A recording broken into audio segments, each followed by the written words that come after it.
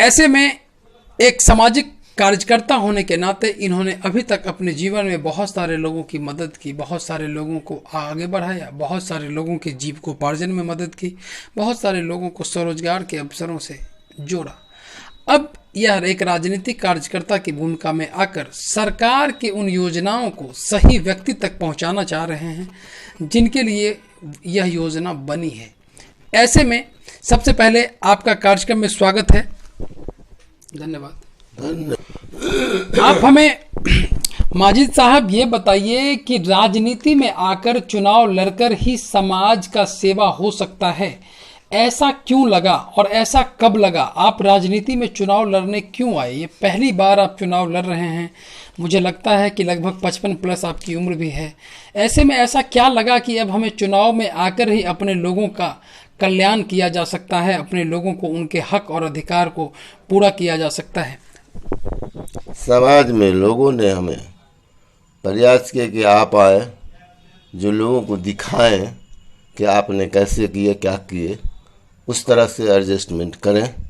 सारे समाज ज़्यादा से ज़्यादा पुरजोर व्यवस्था से कह कि आप आइए, इसलिए हमने आए और लोगों ने भरपूर ढंग से हमें रास्ता सही देने का निर्देश दिए। हम उस काम पर लग चुके। लोगों के विशेष आग्रह पर आप राजनीति में आए। माननीय मुख्यमंत्री नीतीश कुमार की महत्वाकांक्षी परियोजना 7 निश्चय, जो बड़े हर्षोल्लास के साथ 2016 में पंचायती राज संस्थानों के सहयोग से ग्रामीण विकास मंत्रालय द्वारा शुरू किया गया, लेकिन 5 साल के कार्यकाल होने के बाद भी आज गांव में 7 निश्चय योजना का जल नल, गली नली और भी कई योजनाएं हैं जो आज तक उन जरूरतमंदों तक नहीं पहुंची जिन जरूरतमंदों के लिए योजना आयोग ने बनाई थी।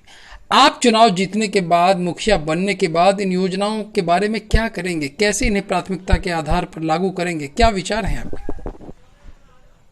का योजना होगा, जो सही निर्देश होगा, उस पर मैं चलूँगा और जनता के बीच रख करके जितने वार्ड सदस्य हैं उनको ला करके दिखा करके उसके बाद ही यह काम को शुरुआत करूँगा।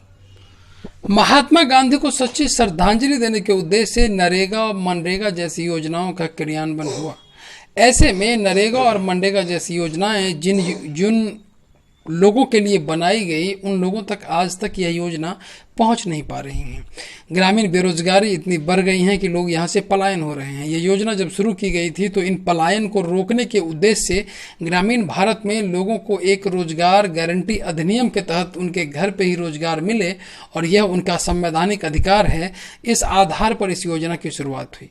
कई खबरें और मीडिया रिपोर्ट्स में सामने आते हैं कि इन योजनाओं में व्याप्त भ्रष्टाचार, फर्जी जॉब कार्ड और न जाने कैसी ऐसी अराजकताएं जो मशीन से काम कराकर उन ग्रामीण लोगों को रोजगार नहीं दिया जाता। ऐसे में आपके आने के बाद आप इस नरेगा और मनरेगा को कैसे उन उचित व्यक्ति तक पहुंचाएंगे जिनके लिए यह योजना बनी है?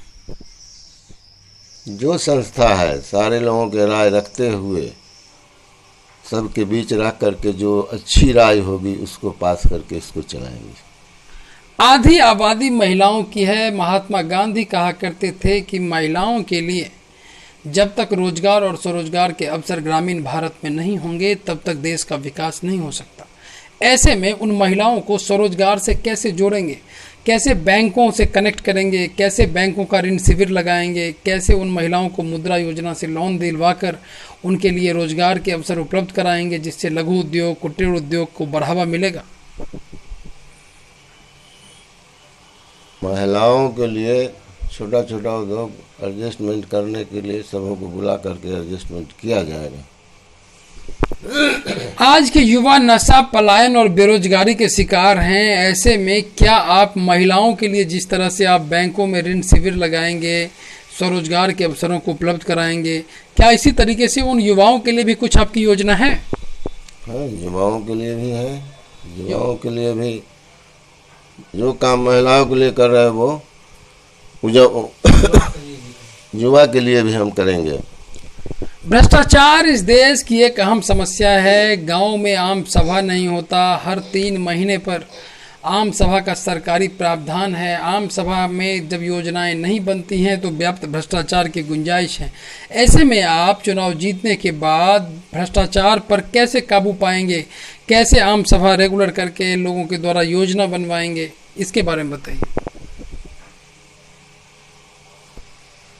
लोगों को आम सभा करके लगाएंगे, जो 3 महीना में सरकार कहती है हम 1 महीने में लगाएंगे, और उसको ज़्यादा से ज़्यादा अच्छे वर्क जो हो उसमें सहयोग करेंगे। मैं अपने पंचायत के सभी सम्मानित जनता मालिकों से आग्रह करता हूं कि मेरा चुनाव चिन्ह ईवीएम में क्रम संख्या 1 पर मोतियों का माला छाप है। इसे बटन दबाकर अपना एक वोट देकर हमें भारी मतों से विजय बनाए, जिससे हम इसे आदर्श पंचायत बनाकर आप लोगों के सपनों को साकार करें।